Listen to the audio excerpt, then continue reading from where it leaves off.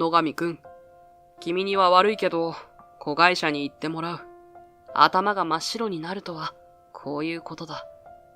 今まで築き上げてきたものが、一気に音を立てて崩れ始めた俺は、立っているのもやっとといった感じで、社長の言葉を聞いていた。野上さん、子会社に出向だって。それってつまりは左遷ってことだろ？お先真っ暗じゃん。周りの声を聞こえないふりして、俺はデスクに散らばる資料や私物を無言でまとめ始めた。なんでこんなことになったんだ。しかしこの移動が、あの人の心を動かし、俺の人生を成功へと導いていくのだった。今回は相手方が納得してくださったが、次また同じようなことがあったら信頼を失うからな。営業は会社の看板背負ってるってこと忘れるなよ。今後、気を引き締めてかかれ。はい、すみませんでした。さ、しっかり挽回してくれよ。会社もお前に期待してるんだからな。ありがとうございます。俺の名前は野上律。現在29歳。高卒で今の会社に入って11年になる。会社では、主に新人相手の教育係を任されている。学生気分の抜けない新入社員に、社会人としてのマナーや業務の指導、フォローアップをして、一日でも早く一人前になれるよう、かなり厳しく教えている。そのせいもあってか、陰で俺のことを鬼教官とか、鬼軍曹とか呼んでいる奴らがいることも知っている。自分ではそんなつもりはなかったが、俺って結構怖いのかな。まあ、怒られても嫌われてもいい。しっかりと自分の足で立てる社会人に育て上げるのが、俺の役目だから。そのためなら、憎まれ役を買って出てやる。さて、昼休みまであと少し。もう一頑張りするかと伸びをしていると、隣のデスクの後輩が何やら話しかけてきた。ねえ、野上さん聞きました？今度入ってくる新人、社長の娘さんらしいですよ。なんでも、短大卒業後、1年間カナダにワーキングホリデーに行ってたとかって。社長令嬢か。俺らなんかと住む世界が違ってそうだし、どうやって接すればいいんすかね。下手に注意とかしたら、クビになったりして。何バカなこと言ってんだ。社長の娘だろうが、同じ会社の社員なんだから特別扱いなんかしなくていいんだよ。それに、うちの社長がそんな理不尽なことするはずないだろ。無駄口叩いてないで、業務に戻れ。数日後、朝礼の場で課長から新入社員、例のお嬢様が紹介された。小柄な美人で、かの男たちはちょっとそわそわしていたが、俺はどんなに美人だろうが、特別扱いをする気はない。今日から、うちの課に配属になった一条かのんさんです。皆さんもすでに知っているように、一条さんは一条社長の娘さんですが、社会人経験はないとのことですので、一日でも早く仕事を覚えてもらえるよう、サポートしてあげてください。では、一条さんからも一言どうぞ。一条かのんです。よろしく。いや、そっぽ向いてよろしくって、どこの女王様だよ。呆れて物が言えんわ。他の社員もそんな気持ちなのか、しんと静まり返った気まずい空気を、課長のおっとりした声が遮った。はい。では、皆さん、今日も一日頑張りましょう。ああ、野上くん。いつも通りしっかり教えてあげてね。ちょっと大変かもしれないけど。うわ、課長こっちに丸投げしてきやがった。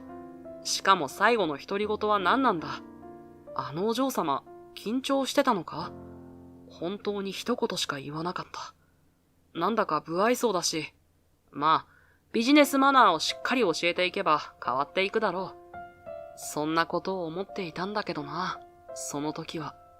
一条さん、ちょっといいか？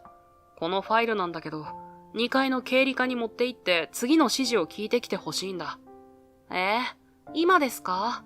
てか私が行くの？マジめんどい。業務の流れを覚えるためにも君に言ってもらうんだよ。あと何度も言ってるだろう。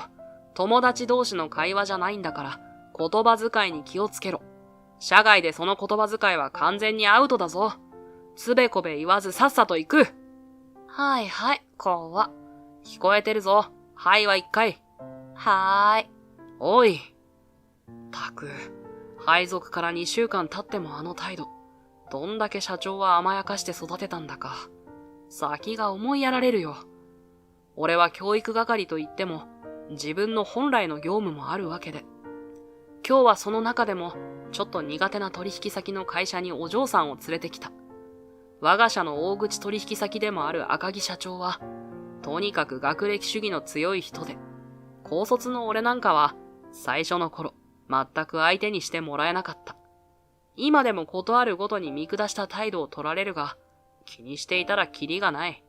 いやあ、野上くん。君んとこ相変わらず、うちの会社以外じゃ契約が取れんそうじゃないか。やっぱり高卒なんか採用してるようじゃ、その程度だろうな。この業界、学歴が重要視されるからな。赤木社長、相変わらず痛いとこをおつきになられますね。でも実際、御社のおかげでうちもこの業界にしがみついていられますよ。いつもありがとうございます。今後ともよろしくお願いいたします。引きつった笑顔を顔に貼り付けた俺と、ニヤニヤとうすら笑いで挨拶代わりに嫌味をかましてくる赤木社長の、こういったやりとりも毎回のこと。今回は新人紹介を兼ねての挨拶回りだったので、とりあえず赤木社長にお嬢さんを紹介し、今日のところは帰ることにした。帰りの営業車の中で事件は起こった。さっきの態度はどういうつもりだ？下手すると君の言動で相手が気分を害して、うちとの契約を切ってしまうかもしれないんだぞ。だって、あの人のことジロジロ見てきてマジキモいし、なんかこっちの会社のことバカにしてんじゃん。なんかムカつく。あんな会社と無理して付き合う必要なくない？そういう言い方をするんじゃない。それに向こうの言っている通り、今あの会社に見放されたら困るのはこっちなんだ。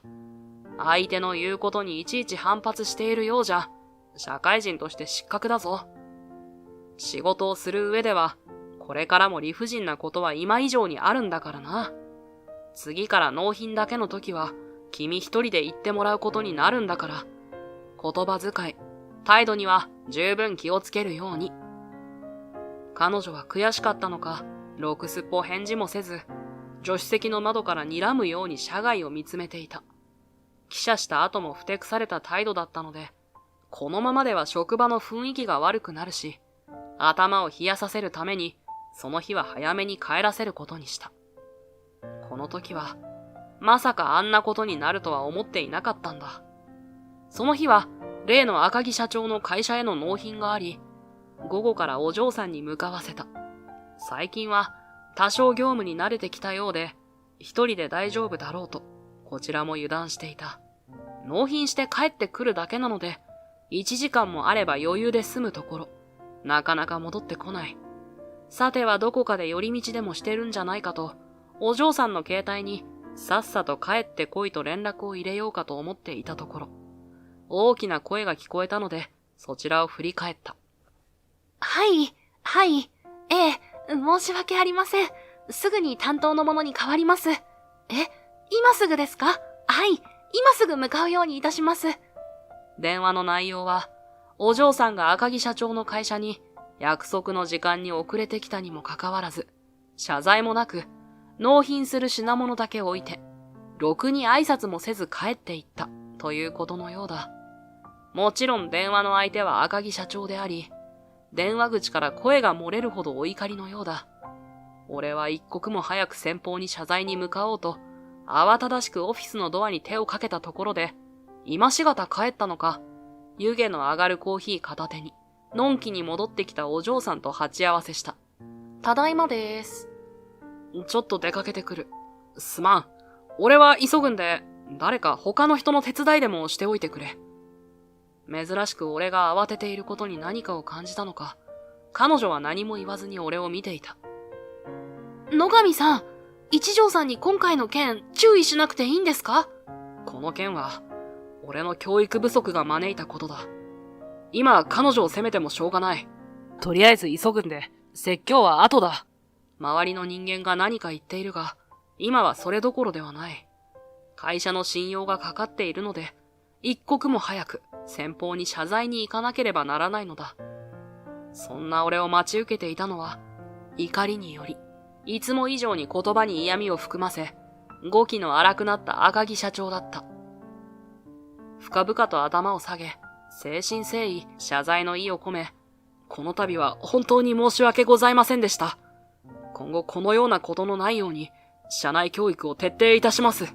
と言った俺に対し、おたくんとこの女子社員はみんなあんな態度なのかね。決められた時間に平気で遅れてきておいて、謝りもせず、なんだ。あれだ、爪をいじくって。やる気のない態度は何なんだ。挙句の果ては品物だけ渡してきて、帰っていいですかと来たもんだ。ふざけるのもいい加減にしろよ。これだから学歴のない奴らは信用ならんのだ。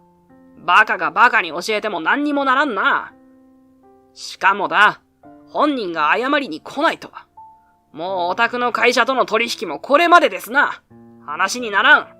と、顔を真っ赤にして一気にまくし立てた。その後の謝罪も一切聞いてもらえず、なすすべなく、俺は赤木社長の会社を後にした。落ち込んでいる場合ではない。社に戻って、社長に今回の件を報告し、契約を切られる可能性があるということを、謝罪しなければならない。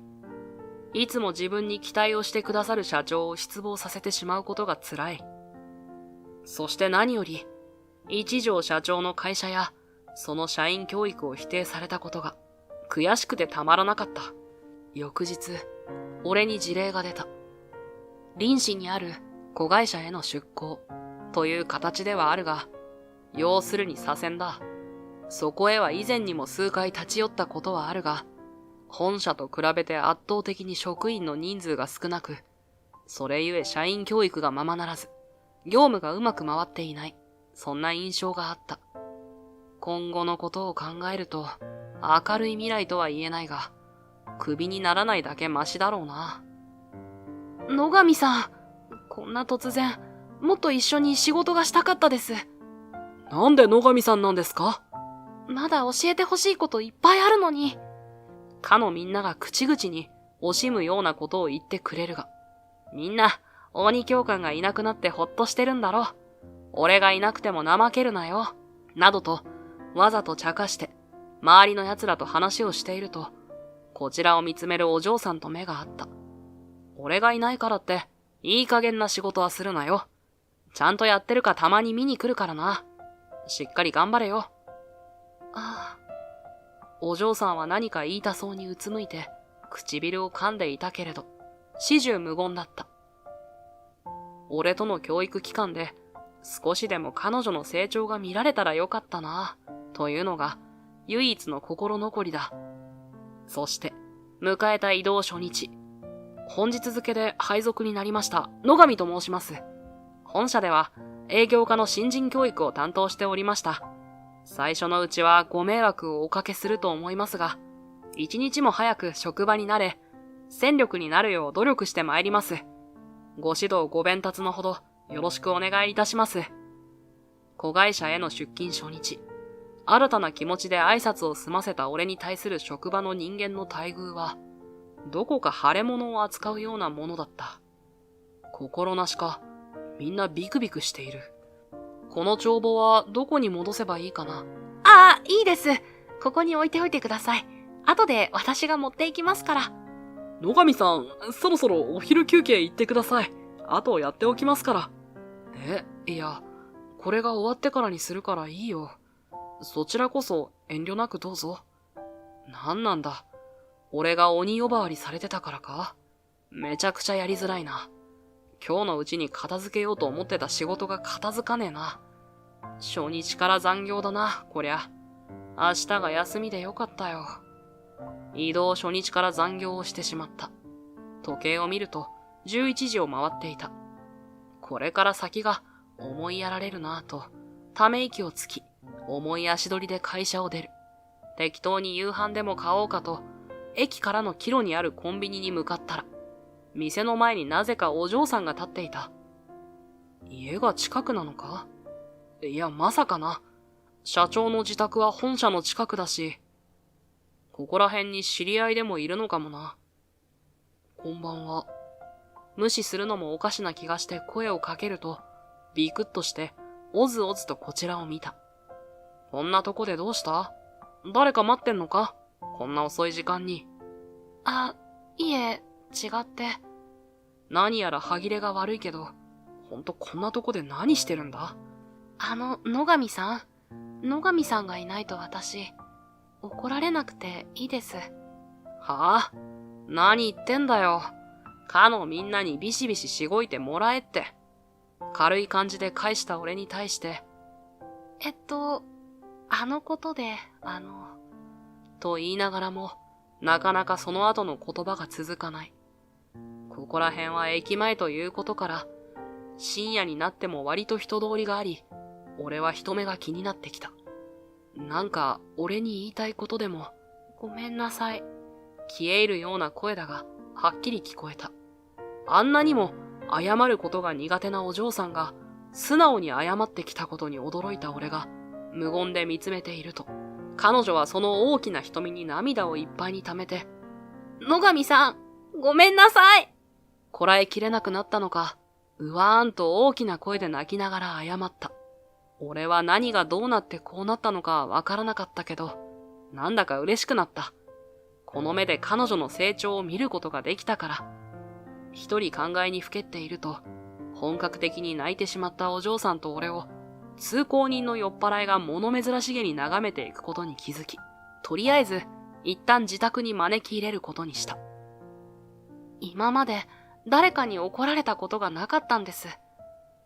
親からも怒られたことがなくて、どうしたらいいかわかんなくて反抗してしまったんです。ごめんなさい。少し落ち着いたお嬢さんが、ぽつりぽつりと話してくれた。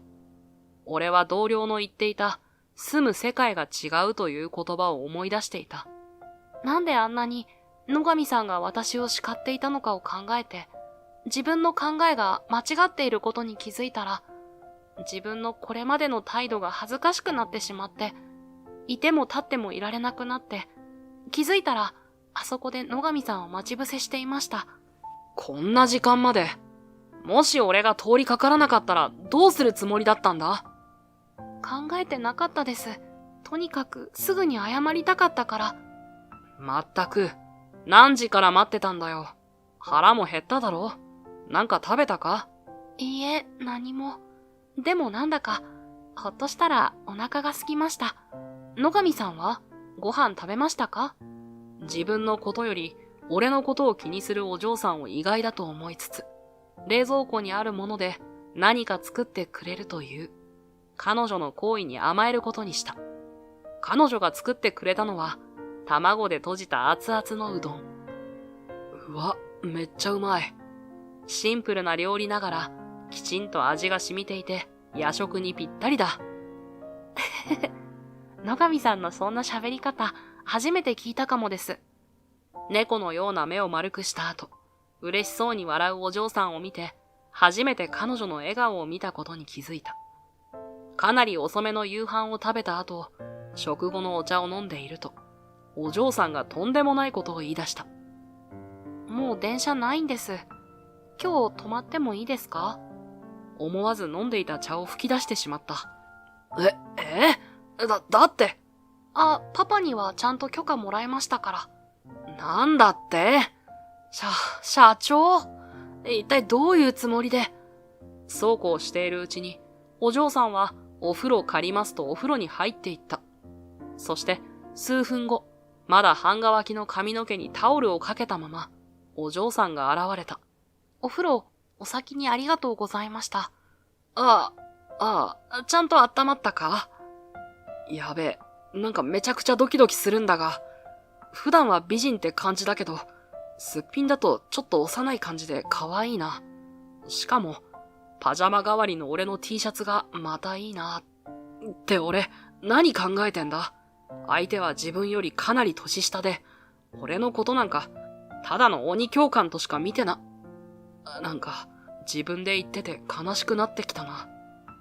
俺がもやもやと、よからぬことを考えていると、突然お嬢さんが張り詰めた声で話し始めた。野上さん、私のせいで子会社に行くことになってしまって、本当に。一条さんのせいじゃないよ。でもパパ、父から聞きました。赤木社長が契約を続ける代わりに、私を左遷しろって言い出したのを、野上さんが自分が代わりに行くからって言ってくれたんですよね。なんで私なんかのために。今にも泣き出しそうな顔で、お嬢さんが俺を見つめてきた。ああ、そうだよ。今回のことは、俺が自分で言い出したことだ。まあ、俺は独身で、養うべき家族もいないから気楽なもんだ。でも君は、まだこれからの人間じゃないか。こんなとこでくすぶって、君の可能性を潰してしまうのはもったいない。それに、そろそろ俺も、新しい職場に移動したかったんだよな。と、なんでもないことのように笑ってみせた俺に。どれだけ優しいんですか？ほんと野上さんって優しすぎませんか？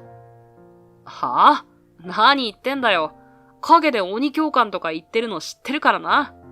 野上さんが鬼って言われてるのも、全部私たちのためなんですよね。一人前に育てたいから、わざと厳しくしてるんですよね。買いかぶりすぎだろ。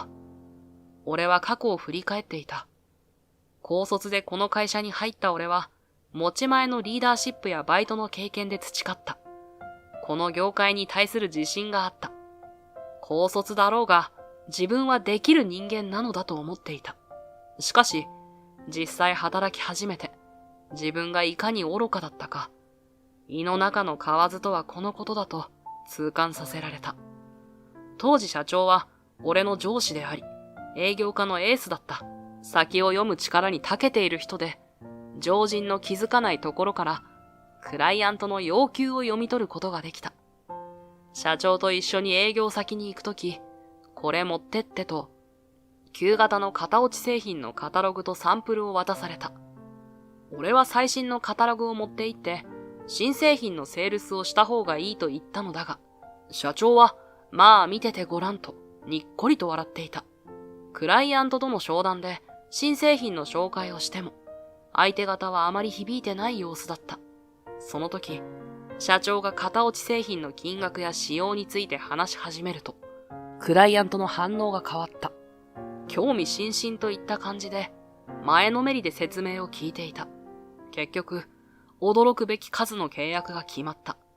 後で社長に聞いたところ、あの会社は近々自社工場を建て替えるらしいんだ。でも、業績は上がっているから、うちの製品はたくさん欲しいはず。でも、建て替え費用もかかるし、少しでも出費は抑えたいじゃない？そこで、性能はあまり劣らない型落ちで、数を揃えてやれば買ってくれるって思ってね。どこかで聞いた情報から推測して、相手側の欲しいものを即座に用意しておく。いくら俺が彼の真似をしても所詮は猿真似。契約には結びつかず、自分が凡人だということをまざまざと見せつけられた。確かに天才は存在する。だが、会社に入社した 99% は凡人であり、実際、会社を支えているのはその 99% の凡人だ。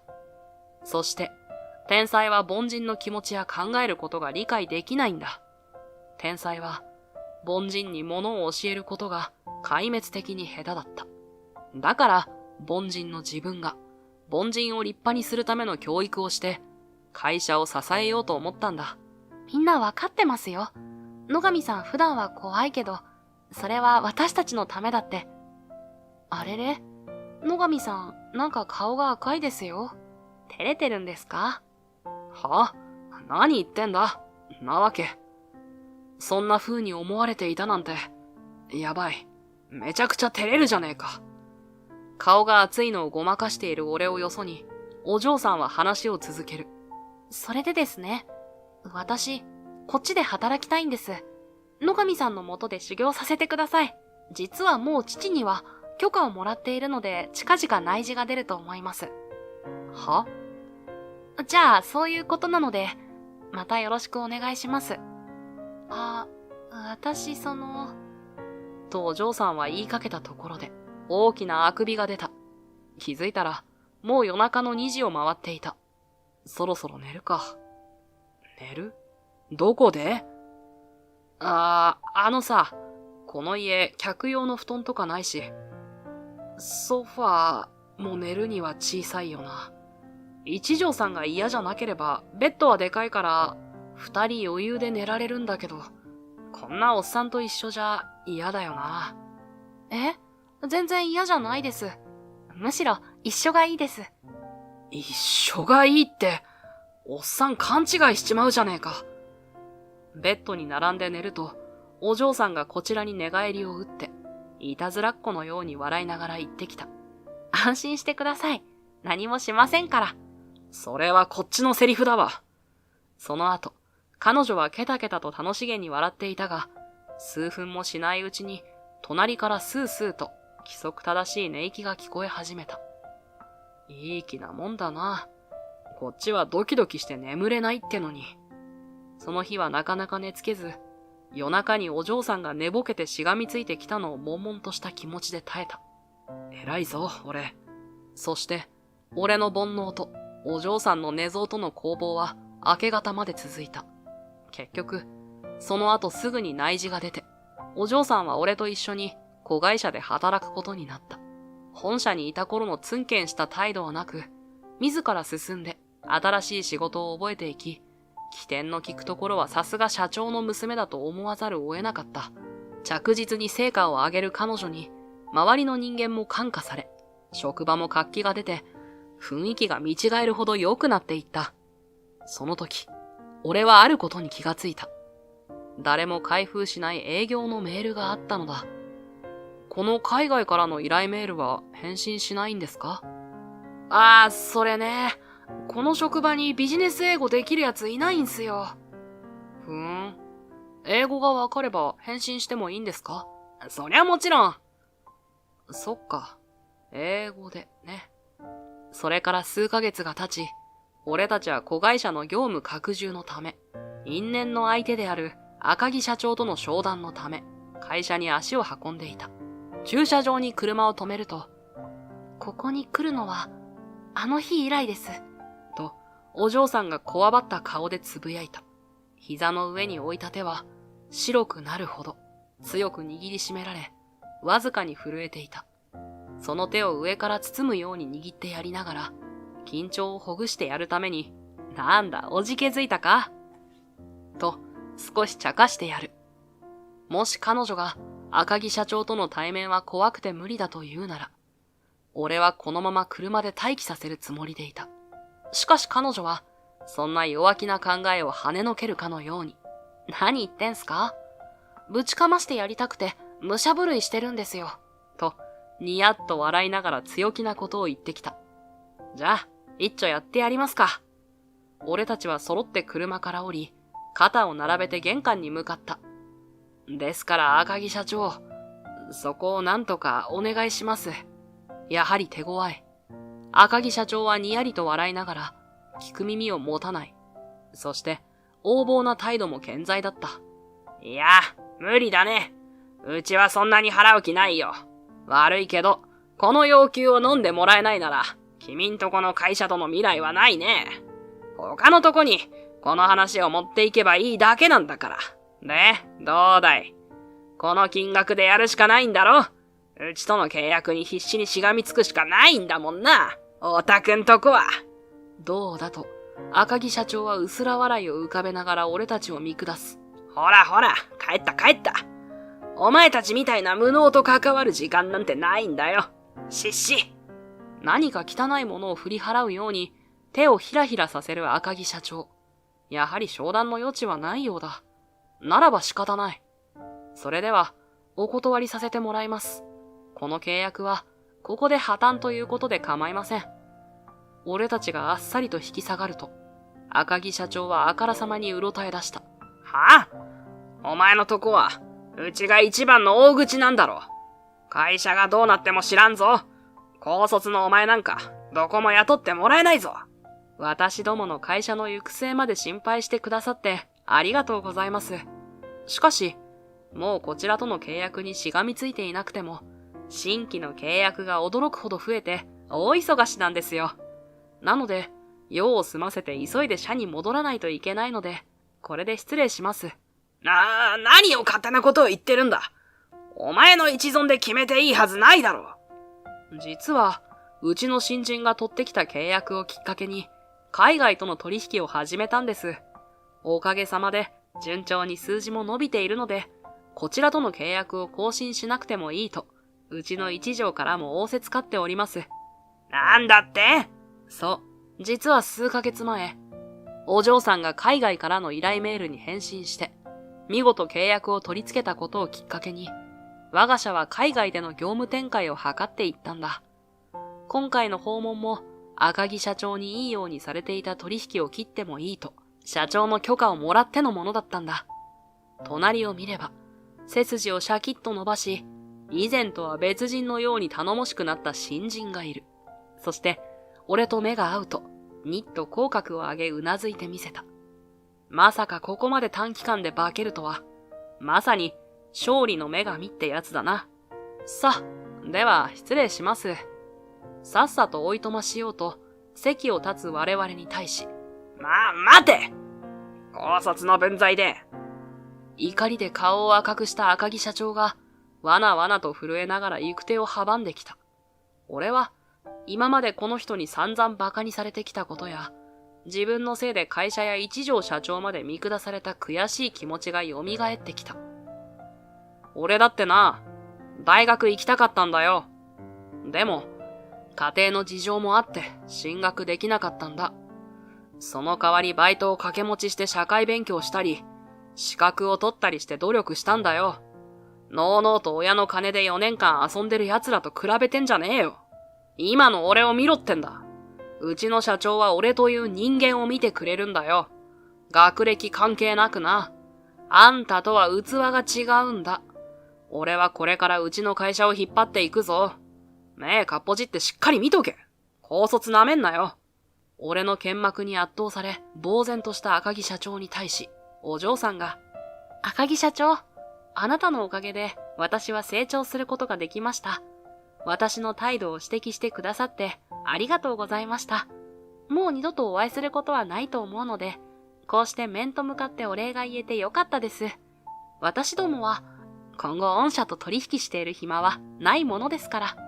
とにっこりと微笑んで、最後通告を言い渡すと、俺たち二人はぐったりとうなだれる社長を残し、応接室を後にした。それから数日後、久しぶりに本社に報告がてら行くと、すぐさま社長からねぎらいを受けた。今回の件は、野上くんとカノンのおかげだよ。二人ともよく頑張ったね。先代からの赤木社長との腐れ縁もようやく切ることができた。これは、私にはできなかったことだからね。本当によくやってくれたよ。いえ、私というより、お嬢さんの力です。本当によく頑張ってくれました。そんな、私は野上さんのおかげでやれたんです。野上さんの仕事を近くで見て、学ぶことができたんです。そんなお嬢さんの様子を見て、社長がこう告げた。カノン、お前はそろそろこっちに戻ってきなさい。これは、社長命令だ。もちろん野上さんも一緒よね。いや、戻るのはお前だけだよ、カノン。野上くんには、このまま子会社の方で頑張ってもらいたい。そんなの嫌よ。私もっと野上さんと一緒に働きたい。野上さんも一緒に戻してよ。お嬢さんは社長の判断に不服なようで、納得がいかないとばかりに声を荒げた。そんな彼女をたしなめるように社長は続けた。気持ちはわかるが、我が社や野上くん自身の将来に大きく関わってくることだから、いくらお前の頼みとはいえ聞けないんだよ。野上くんは子会社の立て直しに必要な人材なんだ。野上くん、君には我が社を全体から見て大きな視野でいてほしい。意味が分かっていない俺たち二人を見つめながら、ゆっくりとした口調でこう告げた。ゆくゆくは娘と結婚するんだろう？一瞬ポカンとした後、ぼっと音が出るほどに顔を赤くして慌て出した俺たち二人を見て、いたずらが成功した子供のような笑顔の社長に、この人にはかなわねえな、と思う俺だった。社長からの思いもよらない交際許可から1年が経過し、俺は子会社を立て直し、軌道に乗せることができた。会社は、お嬢さんのおかげで海外販路が開拓でき、会社の業績は過去最高を叩き出した。俺は功績が認められ、この度晴れて本社に戻ることになった。社長補佐という身に余るポジションを与えられ、勉強と反省の毎日だが、とてもやりがいがある。高卒からの異例の出世は、我が社のシンデレラストーリーとして、業界各方面で話題になり、就職説明会に参加する若者が増えて、忙しくなったと人事担当者がぼやいていた。そして、俺とお嬢さんの社長公認のお付き合いも、今のところとても順調なので、毎日が充実して幸せだ。しかしなぜ、社長に俺たちの関係がバレたのかが不思議だったのだが、どうもお嬢さんが俺の家に来たあの日、社長の前でぽつりと漏らした一言が原因らしい。パパ、私、野上さんに会って謝ってくる。だから、今日は帰らないわ。カノン、お前、野上くんとそんな関係だったのか？わかった。行っておいで。はあ、社長めちゃくちゃ誤解してるし、神に誓ってあの日は何もしてないからな。あの日はな。その後、本社に戻った俺は、毎日のようにお嬢さんからプロポーズをせがまれている。今日も書類を渡しながら、流れるように催促してきた。野上さん、先日言っていた納品先のリストです。それと、私たちそろそろ結婚してもいいんじゃないでしょうか。ほら来た。ハンコくださいみたいに言うんじゃありません。ああ、ありがとう。その件に関しては、後日面談にて話し合いましょう。なんとかうまく交わしてはいるが、もうすでに同棲しており、朝は一緒に出勤し、昼は彼女の手作り弁当を食べ、会社帰りに二人でスーパーに寄るという、新婚夫婦のような甘い日々を過ごしている。プロポーズは、完璧なタイミングでしたいので、もう少し待ってもらいたい。来年の会社の創立記念日に、社長が優待することが決まっているので、その時にしようと思っているのは、彼女にはまだ内緒の話だ。こうして、俺は高卒でも実力と頑張り次第で出世をすることができ、人並み以上の幸せを勝ち取ることができるということを、身をもって実証することができた。まだまだ理不尽な対応をされることもあるけれど、俺は俺自身を認め、支えてくれる大切な人たちがいることを誇りにして、どんな困難も乗り越えていくつもりだ。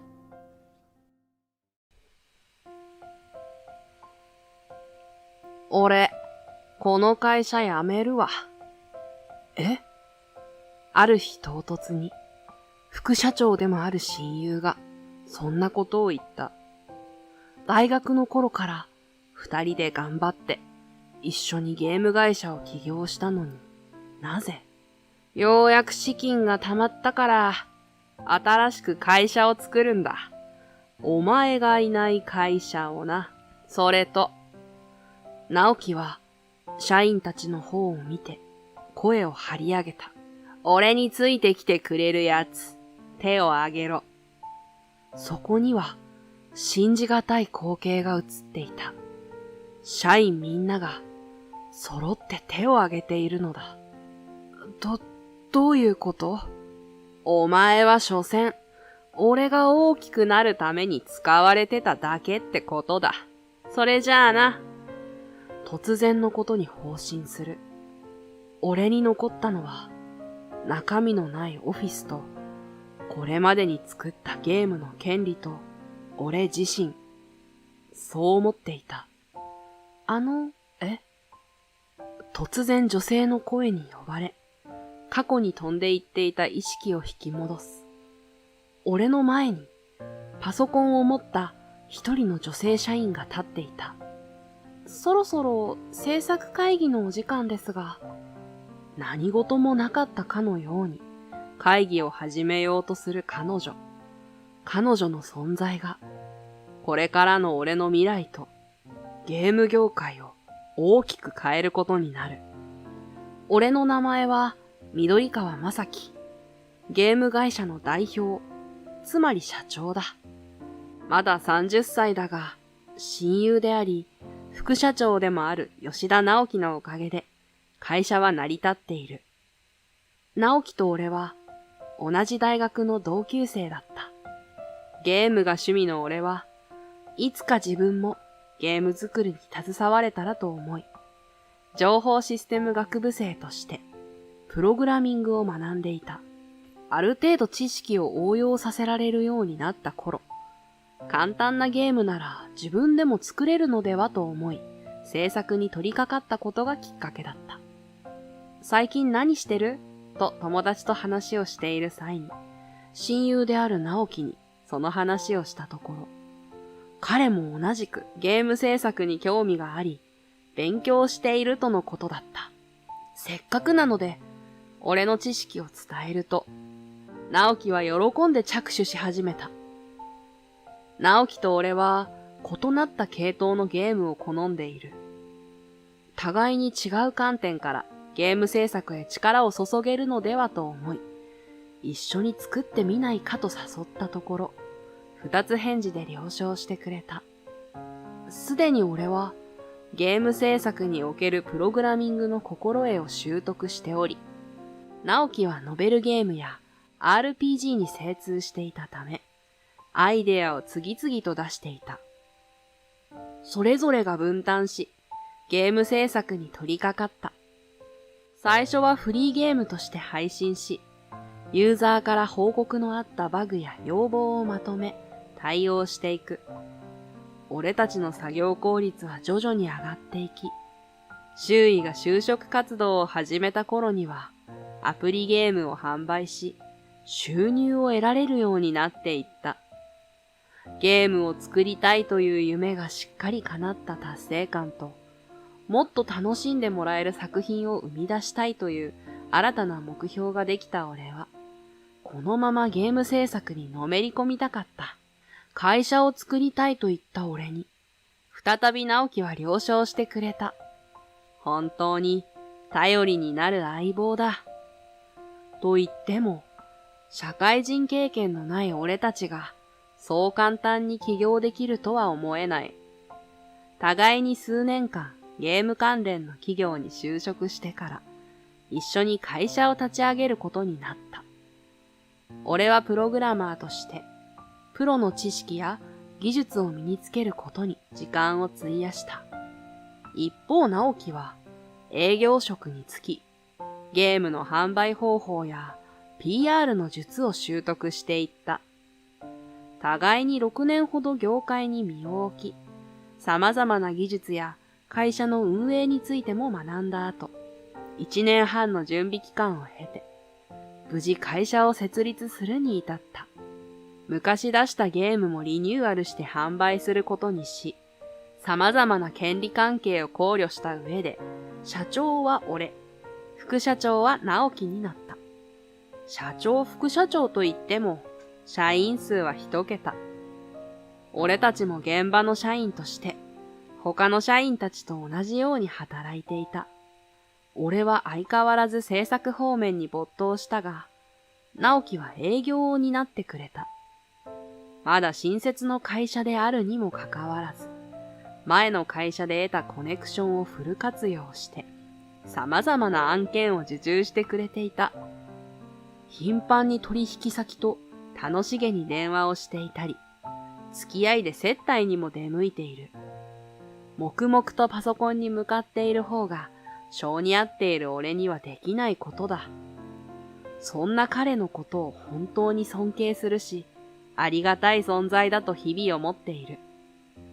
俺には俺のできることを一生懸命頑張ろう。そう意気込み、新作ゲームの構想を練った。制作会議は社員全員で行う。まだまだ小さい会社なので、各自いい案が思いつけば、いくらでも提案できるのだ。もちろん俺や直樹も案を出す。しかし、ここで経営の難しさにいつも直面するのだ。この内容はちょっとなぁ。直樹はいつものように、俺の企画書を見て渋い顔をする。何でも、今時さや派手さが足りないのだという。俺の案はめったに通らない。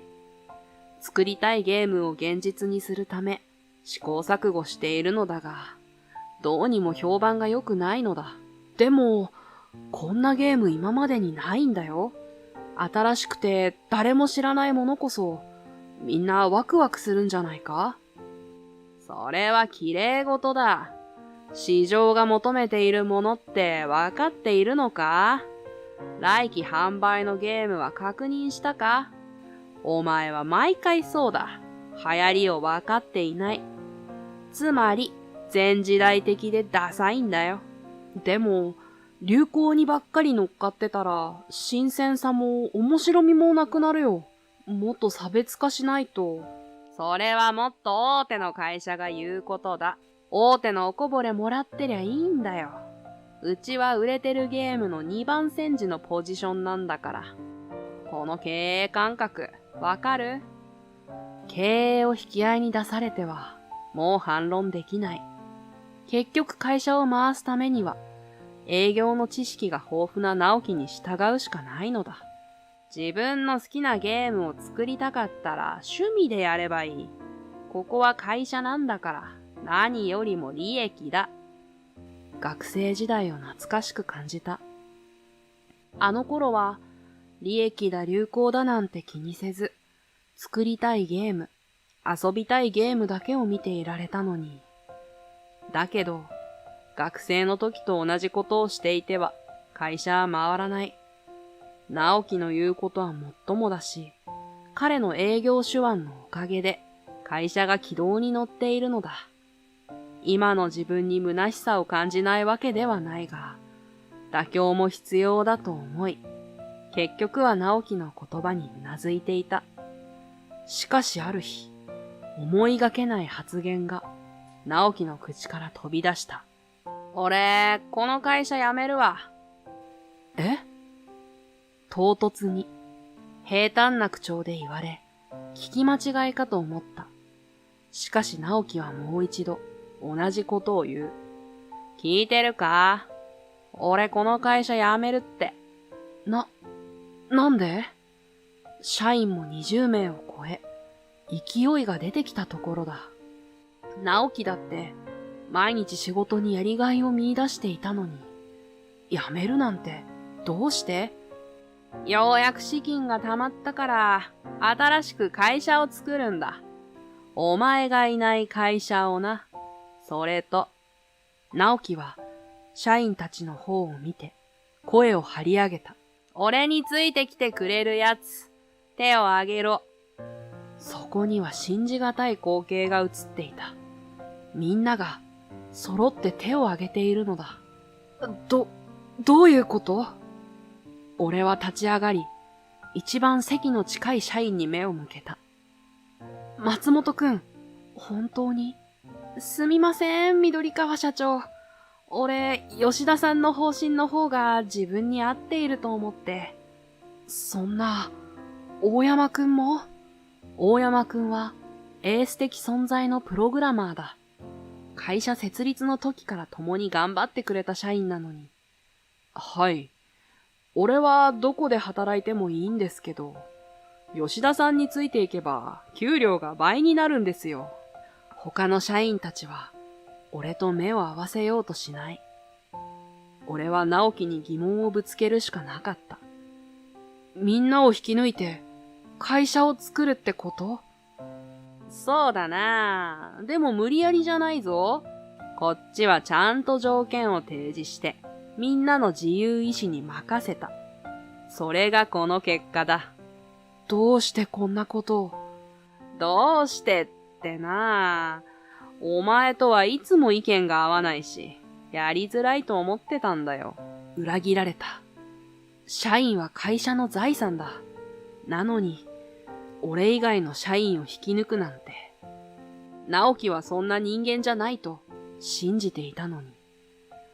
だったら、言ってくれればよかったじゃないか。俺たち親友じゃなかったのかよ。悪いところがあれば指摘して、言い合って、反省して、そうして人間は成長していくものだと思っていたのに。すると、直樹は鼻で笑った。親友？俺は一度もそう思ったことないけど。なんだって？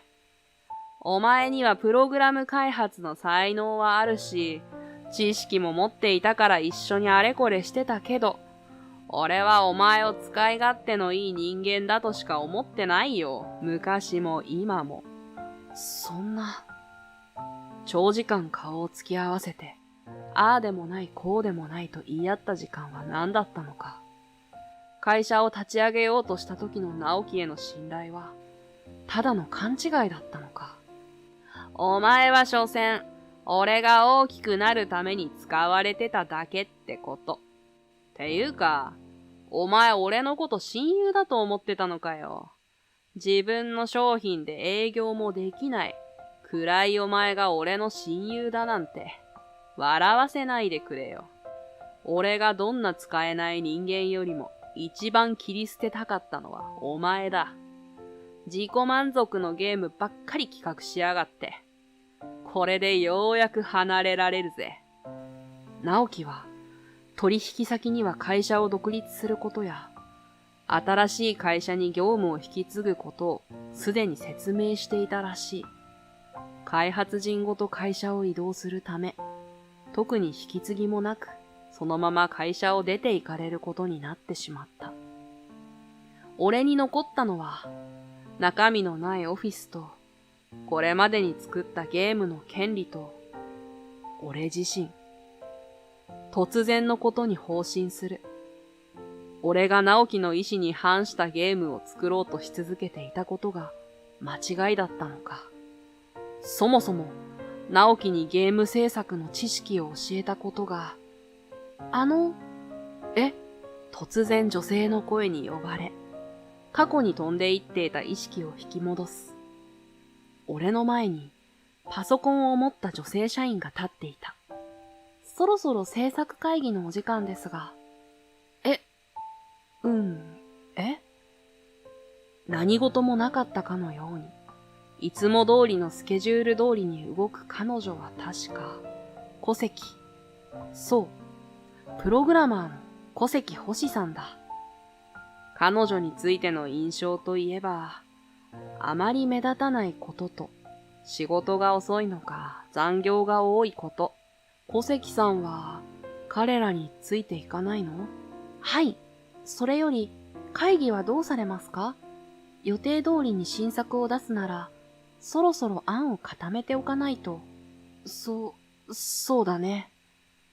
俺の頭はショックで、あまり動いていなかったので、小関さんに続いて会議室に入った。いつもどうやって会議を開いていたっけ？これからどうすればいいんだ？企画書案はこのフォルダだったかな？たった2人で会社を回していけるのか？そもそもたった2人で何について話し合えばいいんだ？社長？なんだい？手が止まっていますけど、あれ。まだ思考がうまくできず、考えながら行動することができなくなっていた。まだ何もしていないのに、すでに5分が経過している。お言葉ですが、そんな俺に小関さんは淡々と言った。社長のお仕事は、会社をこれからどうやって経営していくかを考えることで、落ち込むことではありませんよね。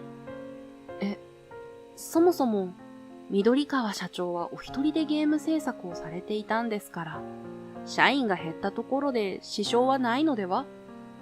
それは、確かに会社という状況に身を置く以上、一人だけの時とは勝手が変わると思いますが、あなたは社長です。この会社を良くするも悪くするも、あなた次第だと私は考えます。一見突き放したような言い方だが、彼女は俺の背中を押してくれている。前を向けるよう、顔を上げさせてくれているのだ。小関さんの言う通りだ。ごめんね。情けない姿を見せて。いえ、確かに吉田副社長の行動には衝撃を受けましたので、仕方ないとも思います。衝撃を受けたという割には妙に冷静だ。どうして小関さんはそんなに落ち着いていられるの？俺も彼女の落ち着きっぷりを見習いたくて聞いてみると、またも淡々と言い放った。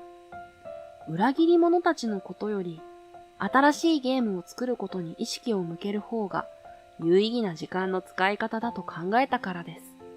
確かに。俺より年下だが、かなり大人びている。いや、年齢なんて関係ないか。何を考え、どう動くかが大事なのだ。よし、制作会議を再開しよう。まずはじめに、小関さんが前回の会議で出されていた新作ゲームのテーマをホワイトボードにまとめていった。この中から選出するとなると、過去作と似たものになってしまいます。シリーズとして2作品目にする案もありました。緑川社長のご意見はいかがでしょう？俺？はい。俺が意見を言ってもいいの？小関さんは首をひねる。社長ですし、社員は私しかいません。意見を出してもらわないと困ります。あ、そうだったね。ここ最近、どんな案を出しても直樹に突っぱねられていた。どうせ何を言っても意味がないと思って、いつしか自分の考えを言うことを諦めていたんだった。でも、そうだよな。俺は社長なんだから、このままではダメだ。実は前回の会議を受けて、いろいろ考えてたんだ。意見を出す予定はなかったんだけど、作りたいゲームならいくらでも思いつく。だけど、否定され続けてきて、もう日の目を見ることはないと思っていた企画案を小関さんに見せた。こういうのとか、どうかな。パソコンの画面に表示した。俺の構想を見ていた小関さんは、目を大きく見開いた。面白そうです。え？やはり、ストーリーに複雑性があった方がいいですよね。敵にも魅力を持たせるのは、昨今の漫画やアニメブームのみならず、ゲームにも必要な要素だと思います。あとは、ゲームバランスを調整して、感情表現に乏しい小関さんが目を輝かせている。そんなによく見えるのかな。これで行きましょう。いいの？直樹が言っていたように流行り物でもないし。直樹？そんな方、我が社にいますか？小関さんの言う通りだ。もう直樹の意見を聞く必要はない。ここは俺の会社なんだから、俺が納得のいくゲームを作れればそれでいい。そうだね。ごめん。俺が気にしすぎだった。俺は企画書に肉付けをしていく。このゲームが作りたい。協力してくれる？はい、もちろんです。ワクワクする。こんな気持ちはいつぶりだろうか。じゃあ、これをこうして、俺の構想が現実になるとわかると、より詳細にアイデアが思い浮かぶ。次々に湧き出てくるそれらを忘れないようにメモしていく。すると、小関さんが目を細めて俺を見ていた。小関さん、どうしたの？いえ、社長が楽しそうなので、私も嬉しくて。初めて小関さんの笑顔を見た気がする。こんな状況なのに、不意に胸が高鳴った。小関さん、笑うと可愛いな、と思っていると、また無表情に戻ってしまう。それでは、試作品は私の方で作っておきましょうか。ああ、ありがとう。キャラクターのグラフィックはデモになりますので、そちらは社長が考えていただけると。もちろんだよ。俺は会議後、早速キャラクターたちのグラフィック案を作った。静かすぎるオフィスで、俺と小関さんだけがパソコンをカタカタと動かす。そんなこともうどうでもよかった。また自分の好きなゲームを作れることが楽しくて仕方ない。明日の朝までには全キャラクターのグラフィックが作れる。それくらいやる気に満ち溢れていた。小関さんは驚くだろうか。しかし翌日、俺が度肝を抜かれることになる。試作品完成しました。ご確認をお願いします。小関さんから送られたデータと、相変わらず無表情の小関さんを交互に見る。データを開くと、確かに俺が昨日出したアイデアを元にしたゲームが立ち上がった。キャラクターが動くどころではない。背景やアイテム、マップなどもしっかりできているのだ。まさかこれ、一人で？はい、他に社員はいませんし。他人のアイデアをここまで忠実に再現していて、試作品として見事な完成度。これをたった一人で、しかも一日でやってのけたのか。君は一体何かおかしなことでもありましたでしょうか？おかしいんじゃなくて、あまりにも仕事が早いというか。ありがとうございます。淡々と頭を下げる。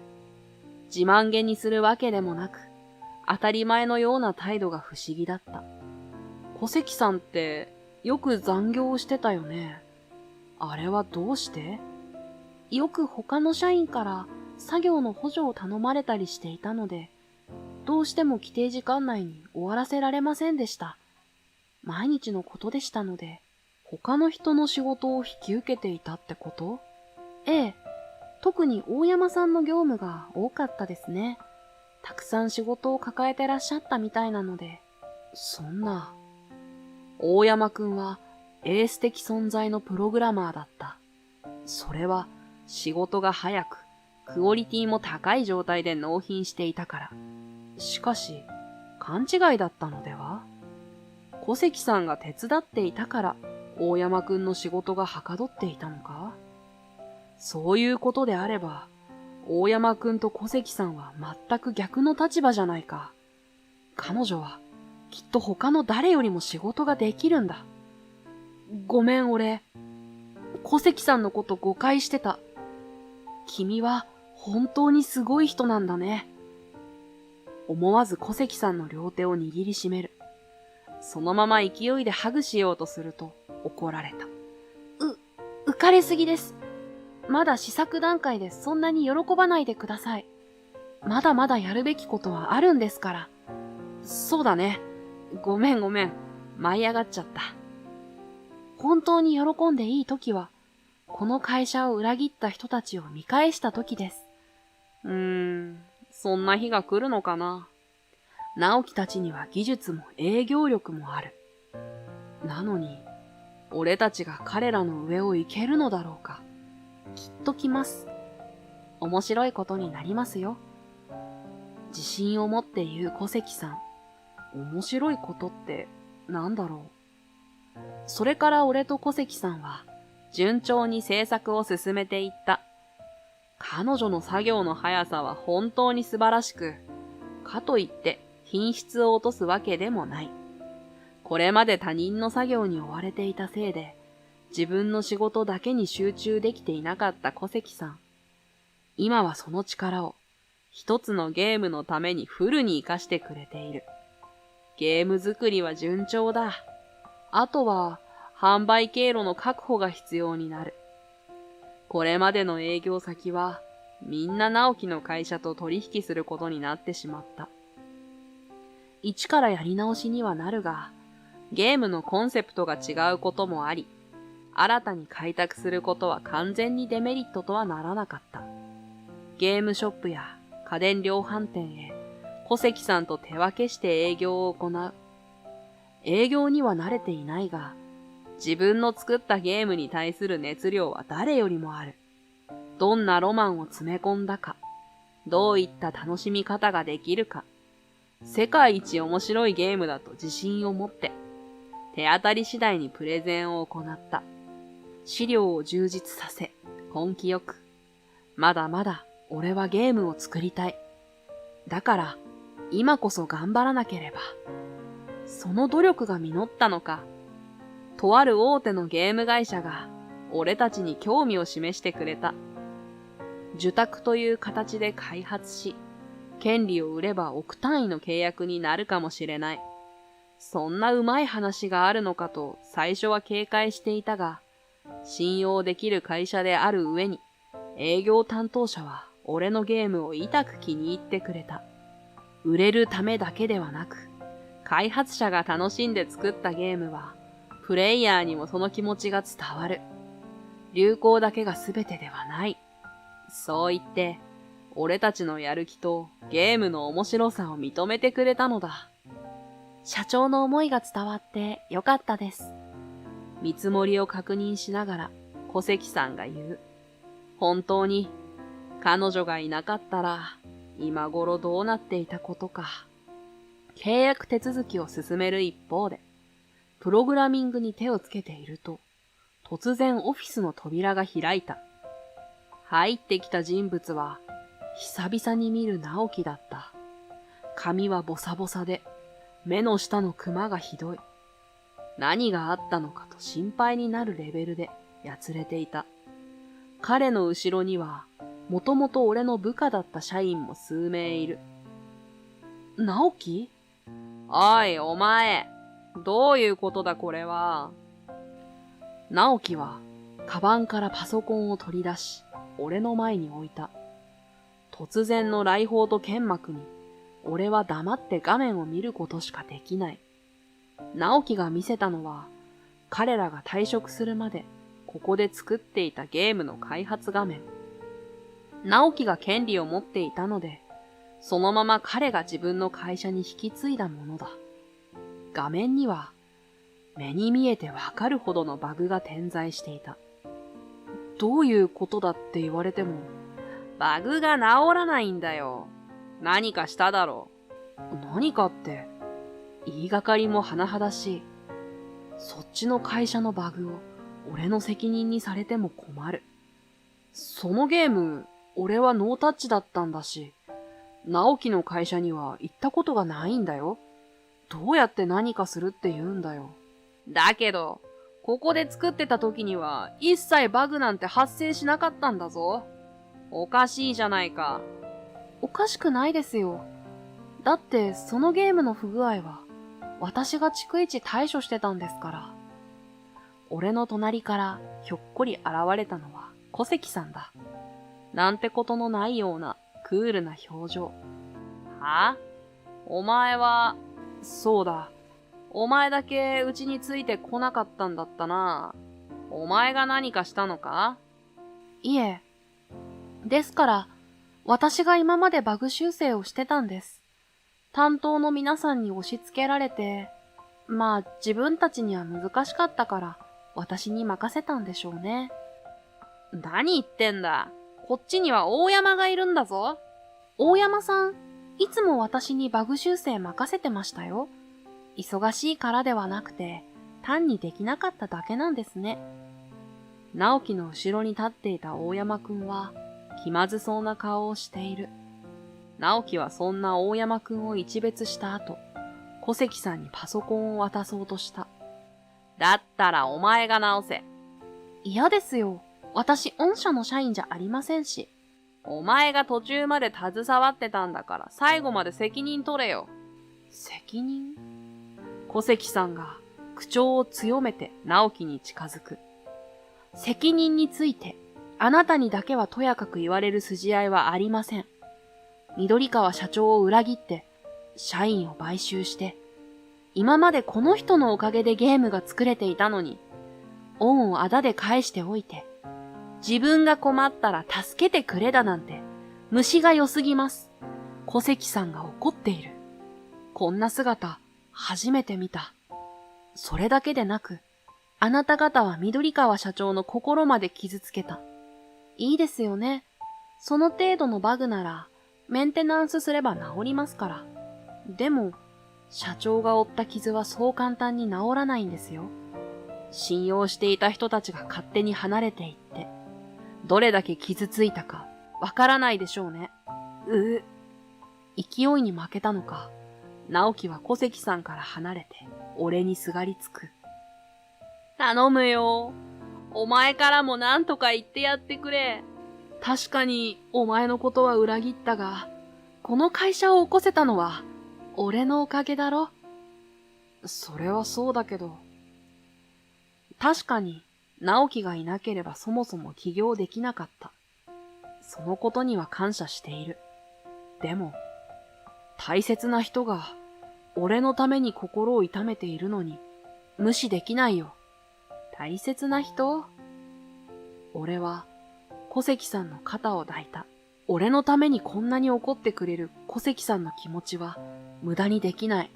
一番大変な時に、俺を見捨てず支えてくれた彼女の心を守るためにも、俺は直樹たちを手伝うことはできない。そろそろ帰ってくれないか？不法侵入で警察を呼びたくないんだ。俺がきっぱり拒絶すると、直樹たちはぞろぞろと帰っていった。ようやく静かなオフィスに戻り、小関さんから手を離すと、ポロポロと泣いていることに気づく。小関さん、大丈夫？大丈夫です。すみません。いろいろ感情が溢れてしまって。感情を表に出さない人だと思ってたけれど、俺を支えるために、あえて冷静でいてくれたのかもしれない。好きなだけ泣いていいんだよ。いつもありがとう。いえ、もう大丈夫です。お騒がせしました。目元は赤いのに、背筋を伸ばす姿は痛々しい。どうしてそこまでして、俺と会社のために頑張ってくれるのだろう。小関さんは、どうしてこの会社を大事にしてくれるんだい？正直、俺を見捨てて別の会社に転職する手もあっただろうに。私、以前は別のシステム会社に勤めていました。ああ、とても大手のね。履歴書を見たときは驚いたよ。そこでは、どうしても馴染めなくて、大学の時も、高校時代もそうだったんです。私が当たり前にできていたプログラムという特技を、みんな尊敬してくれました。だけど、私自身を誰も見てくれませんでした。天才だ。すごいプログラマーだ。だけど変わっているね。話しにくいねと。そうだったんだ。実際に。俺だってこの状況になるまで、彼女のことをほとんど知らなかった。偉そうなことは言えないが、小関さんの感情の乏しさが、天才という肩書きを、付き合いにくいという偏見に変えてしまったのかもしれない。もう人と接することが嫌になって、前の会社を辞めて、別の道で生きていこうと思ったんです。そんな時、緑川社長が作ったゲームと出会いました。俺の？はい。確か、大学時代にお一人で制作されたものだと。ゲーム名を聞くと、確かに俺が直樹とゲーム制作を始める前に作った昔の作品だった。世界観とか、システムとか、すごく引き込まれて、夢中で遊びました。そして、たった一人のプログラマーが作ったことを知って、勇気が湧いたんです。一人でもこんなに素晴らしいことができる。無理に自分を作って他人と接しなくてもいい。そう思うと気分が楽になって、それで制作者であるあなたが社員を募集していることを知って応募したんです。そんな経緯が。面接ではお話ししませんでした。人付き合いが嫌とはさすがに言えませんでしたから。でも、ここでなら自分のやりたいことだけに夢中になれると思うと、毎日楽しかったんです。仕事を押し付けられることはありましたけど、ただの単純作業でしたし。そして、私を救ってくれた緑川社長が活躍する姿を見ていると、元気をもらっていました。だから、あなたがいなかったら、今の私はいません。ありがとうございます。そう言って微笑む小関さんは、キラキラと輝いていた。俺の方こそ、ありがとう。俺だって、小関さんにどれほど救われたか。再び肩を抱き、軽く抱きしめる。今度は怒られなかった。それから1年も経たずして、直樹の会社は倒産した。結局例のバグは治らず、納品ができなかったことから取引先との信頼をなくし、他にも出したゲームはクオリティがひどい、バグだらけ、2番煎じの内容など、プレイヤーや取引先からの酷評を浴びまくり、社員は辞め、人は足りず、売り上げもない。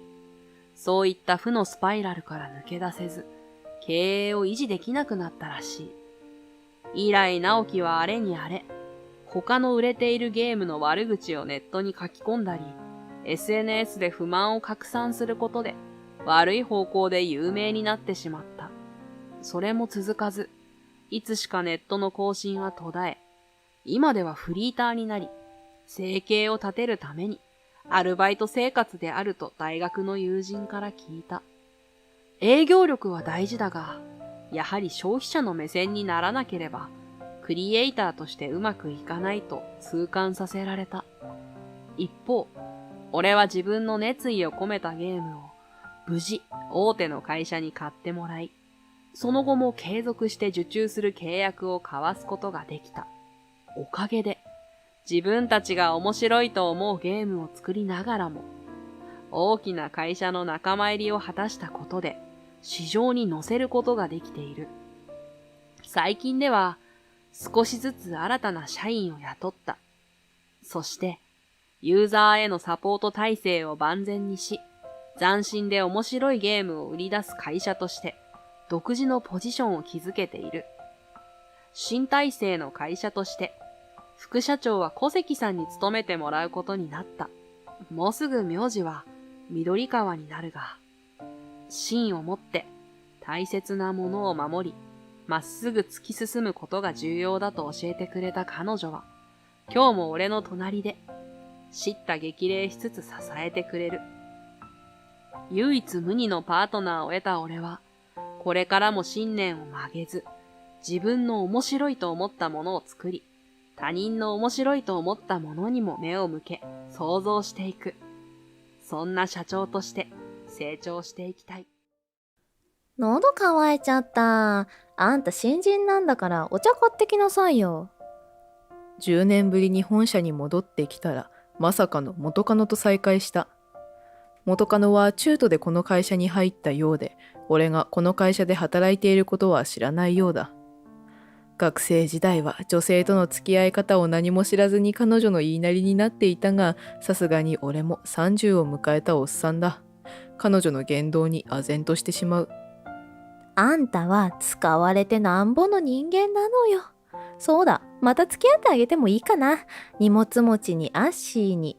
超便利じゃん。ほら、早く買ってきな。彼女は俺の肩をぐいっと突き飛ばした。周りがチラチラとこちらを見ている。仕方ない。俺が言われた通りにパシリをしていると、通りかかった美人秘書が衝撃の一言を元カノに言い放ち、元カノは顔を真っ青にさせるのだった。まあ、学生の頃の俺は本当に彼女にいいように使われていたからな。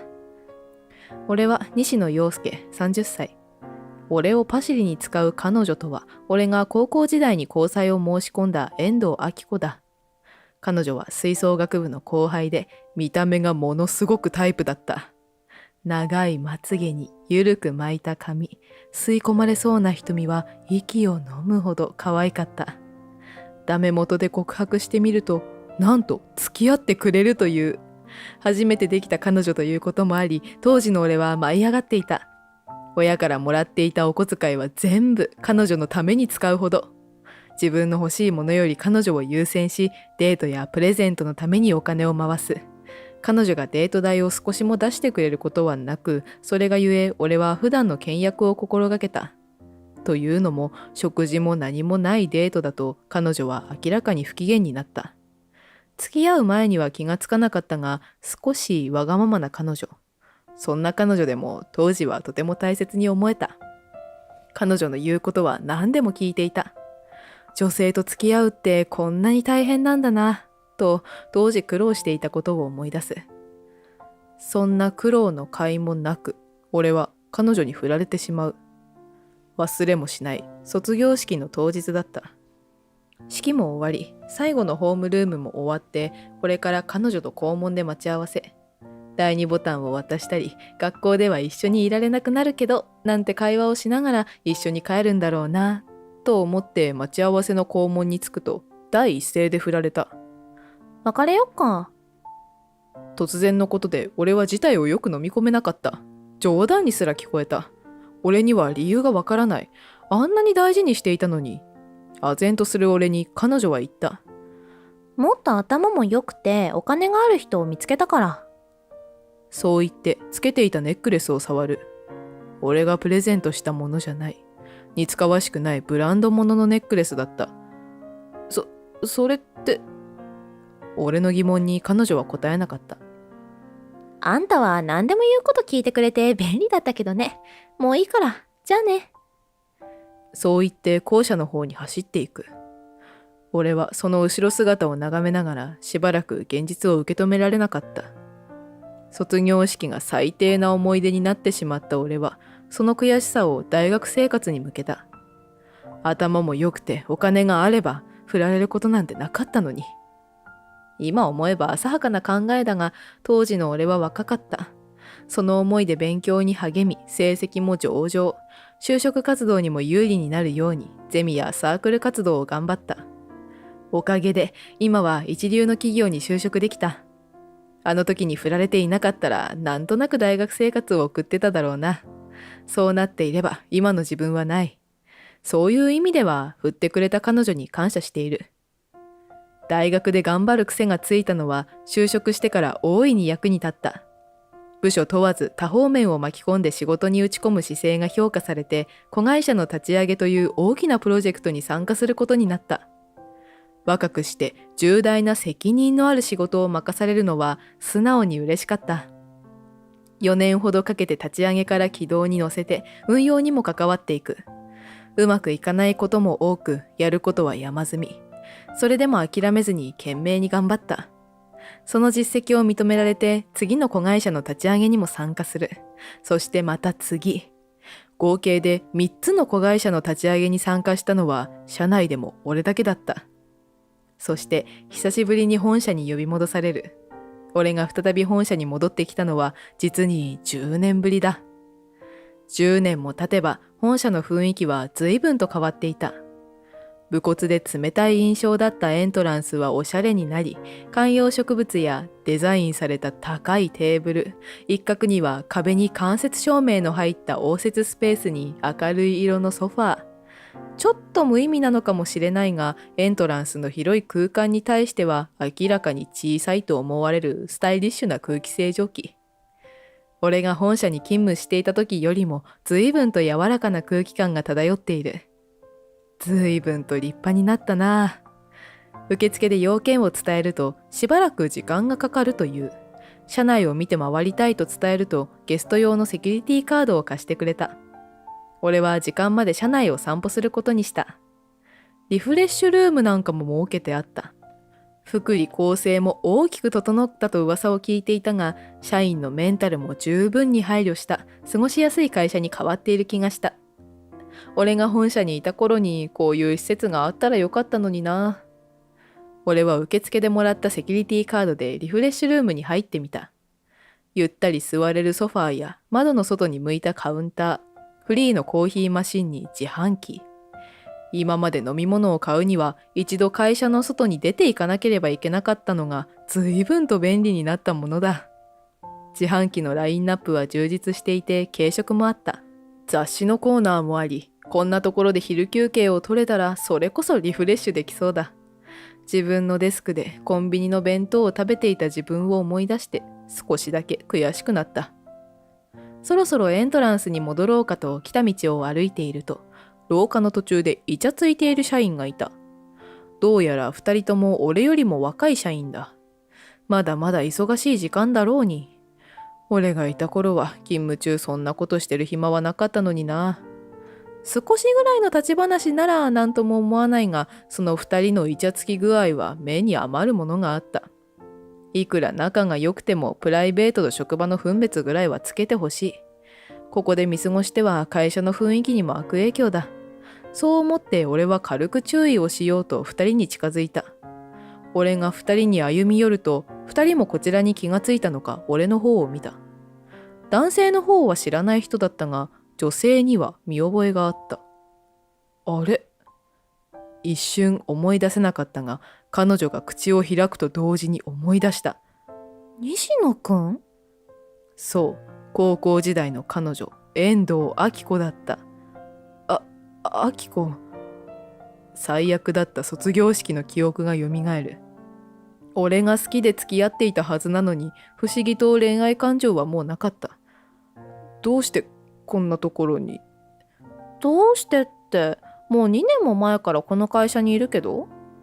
そういう彼女は髪を茶色に染めていて、化粧も少し濃いめだ。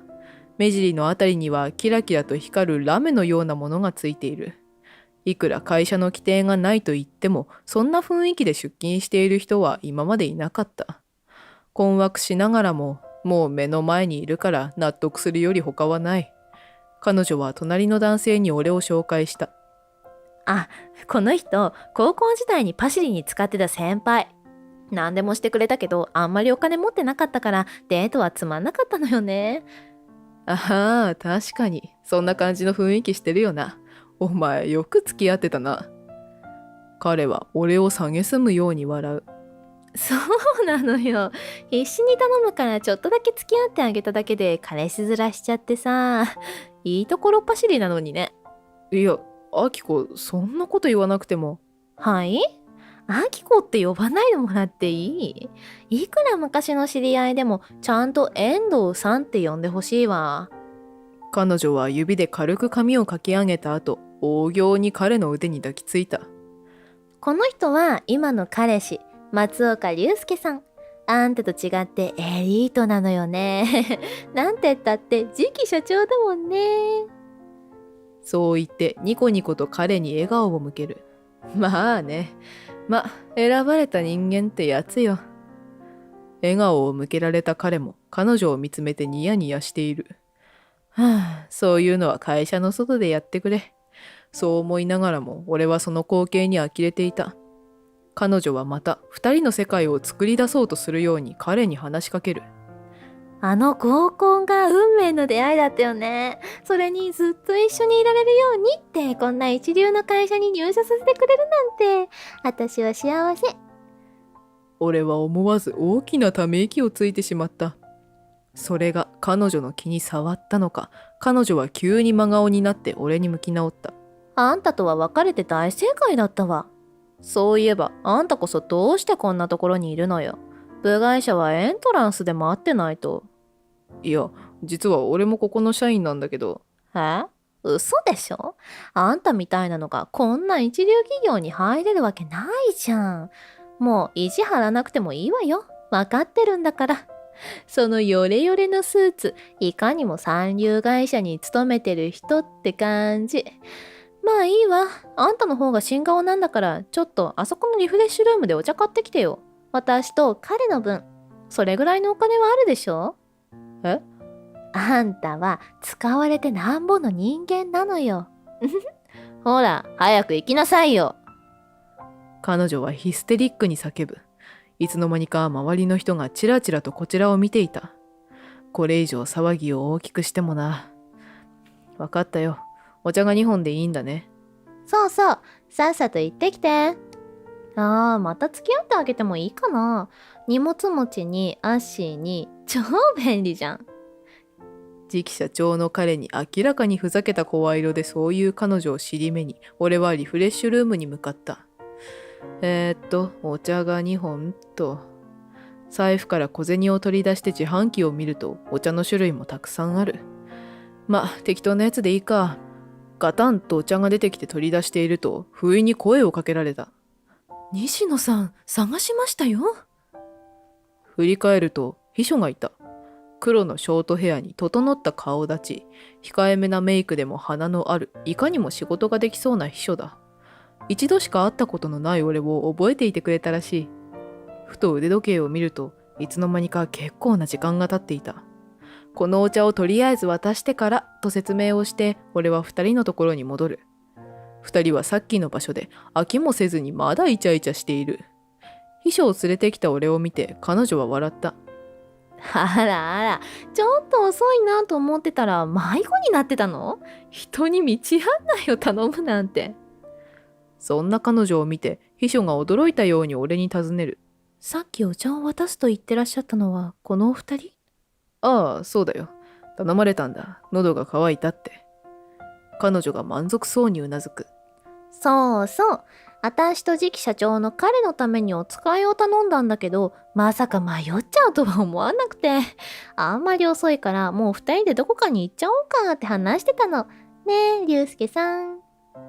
秘書が困ったように首をかしげた。次期社長？次期社長が次期社長の彼のために？そうそう。あら、秘書さんなら常識でしょ？次期社長は社長の息子の竜介さんってね。そしたら私は社長夫人だわ。秘書は静かに腕を組んだ。すっと彼女を見据えて一言を投げかける。次期社長は西野さんなんですけど。俺もそう思っていたのだが、どうやら彼女たちは何も知らないらしい。え？どういうこと？次期社長は彼よ。だって社長の息子じゃない。いいえ、社長秘書である私は西野さんが次期社長と伺っております。秘書と彼女は対立し、静かに視線で火花を散らす。俺は慌てて仲裁に入る。まあまあ、何かの行き違いでしょう。俺から説明しますから。俺は二人に経緯を丁寧に説明した。まず、俺が担っていた子会社の立ち上げのプロジェクトは、社長の息子の龍介くんが担当するはずだった。この会社の社長になるには必ず必要な経験でもあるからだ。ところが、この息子さんはすごい剣幕で断ったらしい。地方の子会社の立ち上げなんていけるかよ。俺にはこっちでやりたいことがあるんだから、そんなの下っ端に任せればいいだろう。そういう息子に社長は説得を試みたがダメだったそうだ。やりたいことがある。そういう息子の言葉を信じて様子を見るも、ろくに仕事もせずに毎晩のように遊び回るだけ。二日酔いで出社をしないなんてこともざらにあったそうだ。まだ若いからという理由で一度は多めに見るも、2回目の立ち上げにも参加しなかった。俺は本来ならその頃には本社に戻れる予定だったのだが、社長から直々に頼まれた。息子が行こうとしないから君に頼む。本社に戻ってきたいだろうが、経験もあることだし、主導を取って立ち上げ業務に当たってくれ。俺は息子の代わりに大変な子会社の立ち上げをまたすることになった。そしてそれが軌道に乗った頃、社長から相談を受ける。この立ち上げが終わったら、もう一社立ち上げる。そこに私の息子が参加しなかったら、心づもりだけはしておいてくれ。心づもりって、何の心づもりですか？息子が次期社長の器ではなかった時に、君に打診をするかもしれん。俺は心底驚いた。第一、社長にしてはまだ若すぎる。しかし、社長の話を聞いて納得した。何も立ち上げが終わったらすぐに社長になるわけではない。本社に戻って研鑽を積んで、しっかりと実力をつけてからの話だ。その土台として、子会社の立ち上げに参加していることが、社長にとっての最低限の条件だった。そして、3回目の立ち上げを行う。案の定、息子は参加しない。それどころか、自分の彼女を無理やり入社させる始末。それからの龍介くんの評判は最悪で、会社のみんなも将来を不安視していた。社長はとうとう諦め、息子に愛想を尽かしてしまった。そして3回目の立ち上げが完全に終わった頃、俺は正式に次期社長としての本社勤務への辞令を受け取った。今節丁寧に説明するも、目の前にいる龍介くんは納得のいっていない様子だった。まるで俺が悪者であるかのように睨みつける。子会社を立ち上げたぐらいで次期社長なんて誰も認めないだろうが、俺は正式に社長の血を受け継いでいるんだ。よそ者がちょっと頑張ったぐらいでいい気になってんじゃねえよ。ちょっと頑張ったぐらい？あんなに大変な思いを3回もして、それがちょっと頑張ったぐらいなんて、自分でしたこともないくせに、俺は頭にきて問いただしてやった。じゃあ、君が会社のために、お父さんから社長を継ぐために、何か努力したのか？そんなことどうだっていい。社長の息子である俺が次期社長だ。怒鳴る竜介くんをよそに、呆れた秘書が俺に耳打ちをした。西野さん、もう行きましょう。それもそうだ。こんなアホらしい茶番に付き合っていられない。じゃあ、俺はまだ用事があるから。そう言って立ち去ろうとすると、竜介くんが俺の腕をつかむ。待てよ。まだ話は終わっていない。お前が社長なんておかしいだろ。いや、これ以上の話は君のお父さんにしてくれ。俺たちはもう行かなきゃ。お茶のお使いも済んだし。なんだと？息子が腕を振り上げる。やめておいた方がいいよ。俺は廊下を顎で刺してやった。怒鳴り声を聞いて人が集まっている。中には携帯をこちらに向けている者もいた。そんな中で俺を殴りつける勇気もなかったのか、息子は悔しそうにそっと振り上げた腕を下ろした。立ち尽くす竜介くんを置いて人だかりを抜けた頃、遠藤さんが走ってきて俺を呼び止めた。待って、西野くん。振り返ると走ってきた勢いのままに俺との距離感を詰める。西野くんがそんなにかっこいい人だったなんて。ねえ、またよりを戻そう？いいでしょ？もうこんなところで出会えるなんて、運命って本当にあるのね。よりを戻すって何年前の話だ。彼女の上目遣いに呆れながら、俺はそっと彼女を引き離す。ごめんね。確かに最初は好きだったよ。でも見た目じゃなくて心の綺麗な人とお付き合いしたいから。それだけ言うと俺はきびすを返して社長室に向かった。2人のせいで随分と遅れてしまった。後日、社長の息子は自主退社となった。会社のお金を横領して遊びほうけていたのがはっきりと分かったからだ。本来なら懲戒解雇、告訴もあり得る内容だったが、父親の最後の恩情らしい。それも不服だと父親に食い下がるも、犯罪者になりたいのかと社長に凄まれ、泣きながら退職願を出したらしい。遠藤さんはというと、彼を追って彼女も会社を辞めた。まあそうだろうな。ろくに仕事もできないコネ入社で散々みんなからは煙たがられていたからだ。誰からの送別の言葉もなく、淡々と会社を追い出される形になった。風の噂によると、遠藤さんは社長の息子にも別れを告げられ、今では一人寂しく安いアパートに暮らしているのだとか。自分の力で努力してこなかったツケが回ってきたんだろうな。あれから数年後、まだまだ次期社長として研鑽を積んでいる頃、衝撃的な出会いを果たした。久しぶりに子会社へ出向すると、廊下でいきなり声をかけられた。西野さん。振り向くと、社長の息子、竜介くんだった。少し気まずいなと思っていると、人目を気にしているようで、俺は空いている会議室に連れてこられた。よかった。誰にも見られてなくて。何かよからぬことをするつもりなのか。そう思っていると、彼は頭を下げる。あの時は、すみませんでした。あまりにも意外だった。聞けば、社長の息子ということを隠して子会社に就職したらしい。